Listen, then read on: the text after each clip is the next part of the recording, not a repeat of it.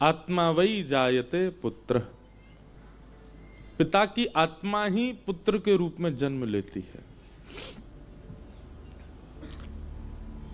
भगवान का प्रादुर्भाव हुआ, परंतु भागवत जी में ऐसा वर्णन है कि जितना सुख, जितनी प्रसन्नता एक पिता को होती है पुत्र के जन्म पर, उतनी प्रसन्नता पूरे ब्रजमंडल को हो रही है। अब ये प्रसन्नता का तो अनुभव उसने किया होगा जो पिता बने हो। बालक का जन्म होते ही पिता को कितना आह्लाद होता है, जो आह्लाद पिता को होता है वैसा किसी को नहीं होता।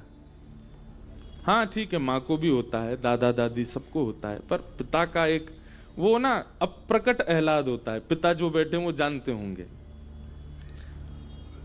दिखाई केवल 20% देता है, बस 80% उनके चित्त में रहता। बाकी सबका तो 80-80% दिख जाता है आनंद, पर पिता का केवल 20% ही दिखता है, वो अंदर ही रख लेता है। बहुत प्रसन्न होता है। कहते हैं जैसा सुख, जैसा आनंद नंद बाबा को हुआ, वैसा ही सुख पूरे ब्रज को हो रहा है। पिता को पता चले तुम्हारे पुत्र हुआ, तो पिता आनंद में उसके नेत्र सजल हो जाते हैं।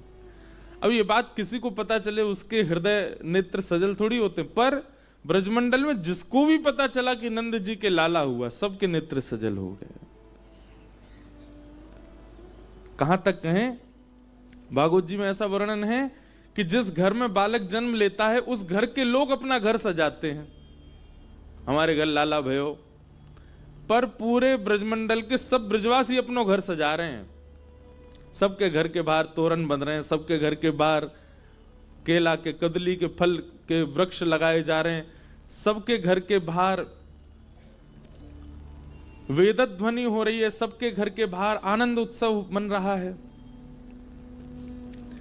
कई लोगों ने तो पूछी जाए कि अरे भैया यूं बताओ, ये नंद जी को जो लाला है का है और नंद बाबा जो है का है, इनसे आपको कोई संबंध है? तो दूसरे बोले नहीं, हमारा कोई संबंध तो ना है, हम तो जाने ना है नंद बाबा, बस इतना जाने कि वो हमारे ब्रज के राजा हैं, या तो ज्यादा हमारा कोई संबंध ना। फिर अपने घर में इतना उत्सव क्यों मना रहे? बोले या को उत्तर हम पे भी ना है। जब तक पता चलिए नंद बाबा के लाला भयो है, पता ना क्यों इतना आनंद आ रहा है, इतना उत्साह है रो है, ऐसा लग रहा है कि बस हम भी कहा करें, ऐसा ऐसा अनुभव है रो हमारे घर ही लाला भयो है। सबके चित्त में एक जैसी स्थिति प्रकट हो गई ब्रजमंडल में।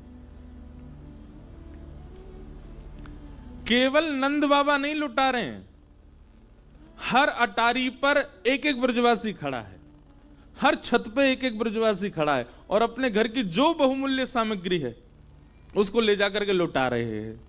कोई पूछा अरे भैया नंद जी के लाला भयो तू काहे को लुटा रहा है?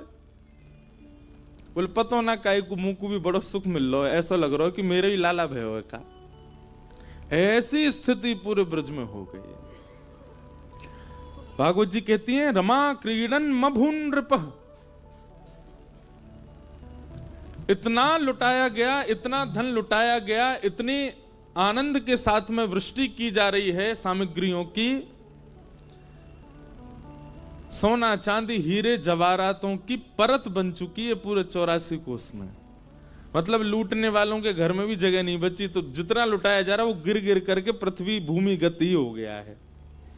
हमारे पूज्य नाना जी पंडित श्री कृष्ण लाल शास्त्री भागवत के बड़े अच्छे विद्वान, वो बताते लाला या के पीछे को राज बताऊं? मैंने कहा हाँ नाना जी बताओ। बोले ठाकुर जी की 2 पत्नी हैं, एक को नाम है रमा, दूसरी को नाम है क्षमा। रमा कौन है? रमा है लक्ष्मी, और क्षमा कौन है? क्षमा है पृथ्वी। ठाकुर जी जब वैकुंठ में रहते हैं तो रमा को सुख देते हैं, और जब अवतार लेते हैं तो क्षमा को सुख देने आते हैं। यही मारे राम अवतार में भी ठाकुर जी ने पादुका नहीं पहनी, निरावृत चरणों से चल करके क्षमा को सुख दे रहे हैं। और यही कारण से श्री कृष्ण भी पादुका नहीं पहनते कि क्षमा को स्पर्श सुख प्रदान करना है। परंतु कृष्ण के अवतार को देखते ही वैकुंठ में बैठी हुई लक्ष्मी ने जैसे ही कृष्ण स्वरूप देखो, सो लक्ष्मी इतनी व्याकुल है गई, वाक्य मन में प्रतिस्पर्धा को भाव आ गयो, इतने सुंदर ठाकुर जी घुटमुन चलेंगे क्षमा के ऊपर, इतने सुंदर ठाकुर जी अपने चरण कमल के स्पर्श प्रदान करेंगे या क्षमा को, और मैं वंचित रह जाऊंगी। सो लक्ष्मी ने आकर के नंद बाबा और सब ब्रजवासीन के कोठार में, सबके तिजोरीन में आकर के स्थान बना लियो। इतनो धन भड़ो ब्रजवासीन के यहाँ कि सब जा जा करके लुटान लगे। लूटते लूटते जो लूट रहे का है, उनके घर में भी तो लक्ष्मी बैठ गई है, तो उनके भी बढ़ रहे हैं। अब कोई के जगह ही नहीं बची, तो जितनो लुटायो गयो वो सब भूमिगत है गयो। जैसी भूमिगत भयो तो पूरे ब्रजमंडल की परत सोने चांदी हीरे जवाहरात और ब्रज की रज से मिश्रित है गई। अब रमा क्षमा दोनों एक है गई। बोले अब बढ़िया है, अब जब भी ठाकुर जी घुटमन चलेंगे या पामन से चलेंगे तो रमा क्षमा दोनों उनको सुख प्रदान करेंगे। या हमारे रमा क्रीडन मभुंड पर, या हमारे नंद बाबा के कोष में इतनो धन आ गयो, या हमारे ब्रजवासी के यहां इतनो धन आ गयो। एक बात सुनेंगे, यहां पर नंद बाबा की जो स्थितियां हैं ना और ब्रजवासियों की जो स्थिति, मैं उससे अनुभव करता हूं कि अगर ठाकुर जी किसी के जीवन में आएंगे तो ये स्थितियां घटेंगी। उनमें सबसे पहली स्थिति क्या है, मैं कथा में बताया करता हूं, ठाकुर जी जीवन में आएंगे तो आप संग्रह नहीं करोगे, संग्रह करने का मन ही नहीं होगा। संग्रह की जब तक इच्छा चित्त में व्याप्त है तब तक ये बात मान लीजिए, लिख लीजिए, ठाकुर जी नहीं मिले हैं अभी।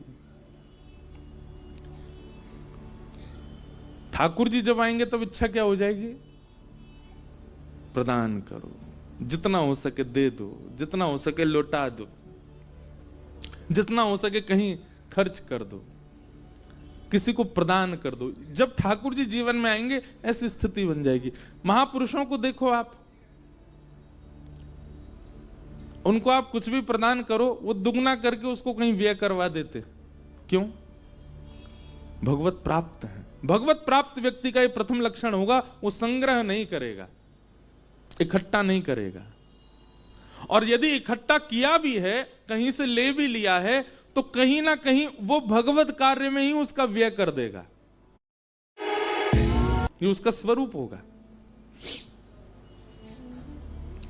हमारे वृंदावन में जिन्होंने श्री बिहारी जी को प्रकट किया, स्वामी श्री हरिदास जी महाराज, बिहारी जी के चरणों से नित्य सोने की मोहर प्रकट होती थी। स्वामी श्री हरदास जी को जब ये बात पता, जब बिहारी जी आए तो सोने की मोहर प्रकट होने लगी चरणों से, तो स्वामी जी बोले क्या करें, हम तो भजनानंदी, ये सोने की मोहर प्रकट करके ठाकुर जी हमको भजन से विचलित कर देंगे। तो उन्होंने क्या किया, जितनी मोहर प्रकट होती उससे 56 भोग सामग्री बनवाते, और 56 भोग सामग्री बनवा करके विभाजन करते। जलचर यमुना जी के जितने भी मछली आदि उनको बांट देते। थलचर तो जितने भी ब्रजमंडल के थल पर रहने वाले, पृथ्वी पर रहने वाले जीव जंतु उनको बांट देते, और आकाश में विचरण करने वाले पक्षियों को बांट देते। उसके बाद जो अंश बचता वो वैष्णव ब्रजवासियों में बांट देते। उसके बाद जो अंश बचता वो अपने संग रहने वाले परिकर सेवकों को बांटते। उसके बाद जो अंश बचता वो दर्शनार्थी जो बाहर से आए उनको बांट देते। स्वयं क्या पाते, 56 भोग बना करके एक खीर में कुशा बोरते, उस कुशा में जितनी खीर आ जाती है उसको मुख में ले लेते। बस इस स्वामी श्री हरदास जी का स्वरूप। केवल धन की बात नहीं हो रही है, सर्वांगीण स्थिति से आप त्याग, एक अलग बात होती है। त्याग जिस वस्तु का किया जाता उसको पुनः स्वीकार नहीं किया जाता। त्याग एक अलग विषय है, त्याग की बात नहीं हो रही है यहां पर बांटने की बात हो रही है, यहां लुटाने की बात हो रही है। वस्तु ले तो रहे हैं पर लेकर के उसमें कुछ अपना अंश जोड़ करके उसको व्यय कर देते हैं, उसको बांट देते हैं। ऐसी स्थिति यदि मन में प्रकट होती जा रही है, समझो अब ठाकुर जी आ गए। ठाकुर जी जीवन में आएंगे, संग्रह की स्थिति नहीं रहेगी, आप संग्रह नहीं करोगे।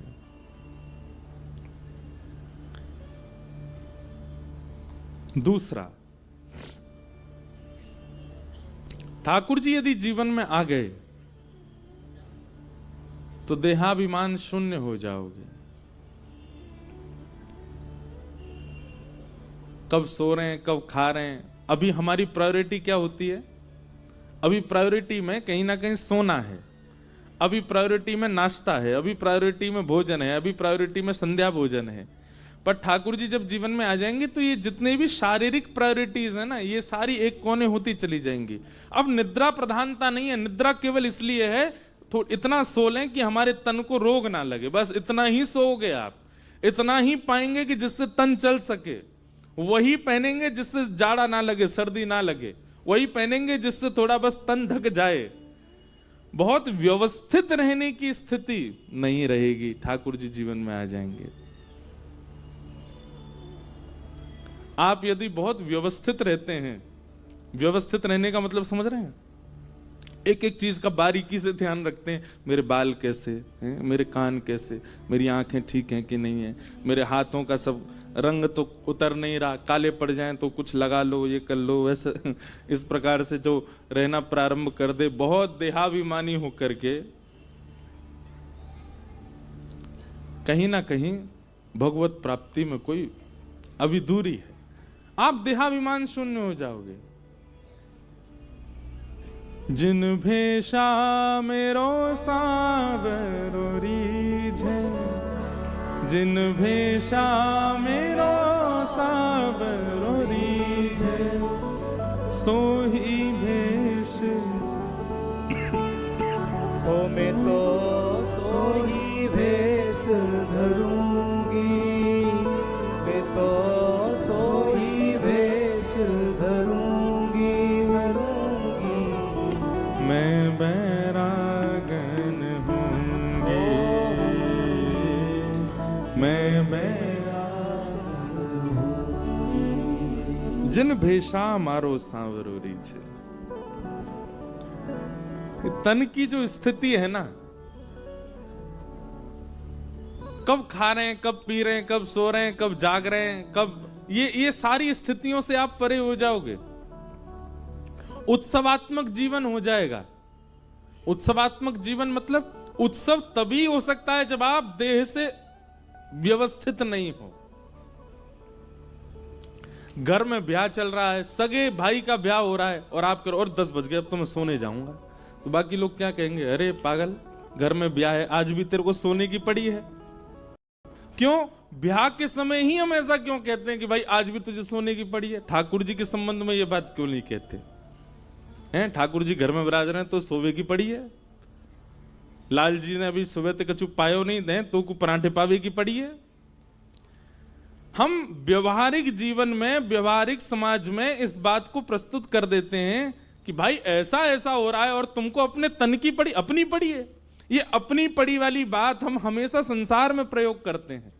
यही जब ठाकुर जी के लिए प्रयोग हो जाए, तुमको अपनी पड़ी है, तुमको ठाकुर जी की नहीं लग रही जरा भी, उसी समय से समझ जाना अब ठाकुर जी प्राप्त होने लग गए। ये अपनी पड़ी है वाली बात तुमको अपनी पड़ी है।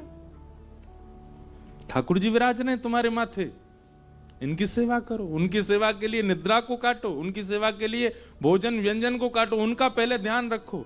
ऐसी स्थिति करनी नहीं पड़ेगी, अपने आप प्रकट होने लग जाए तो समझो भगवत प्राप्ति। और तीसरा सबसे विशेष, भगवत प्राप्त होने के बाद, भगवत प्राप्ति के बाद एक लक्षण होगा, सब प्रिय लगने लग जाएंगे, सब भाने लगेंगे। कोई अत्यंत ऐसा व्यक्ति जिसकी सबने निंदा कर दी हो, जिसको किसी ने भी हृदय से ना लगाया हो, जिसकी किसी ने भी एक बात भी प्रशंसा की ना करी हो, वह भी आपके सामने आ जाए, आप उसमें भी गुण देख लो, उसमें भी कुछ अच्छा ही देखने लग जाओ। ऐसी स्थिति प्रकट हो जाए, समझ जाओ ठाकुर जी आ गए। ये 3 भाव प्रधान हैं। सबसे पहला संग्रह की स्थिति ना होना, दूसरा देह का अभिमान ना होना, और तीसरा सबके प्रति प्रिय भाव होना। ये ठाकुर जी की प्राप्ति के लक्षण है।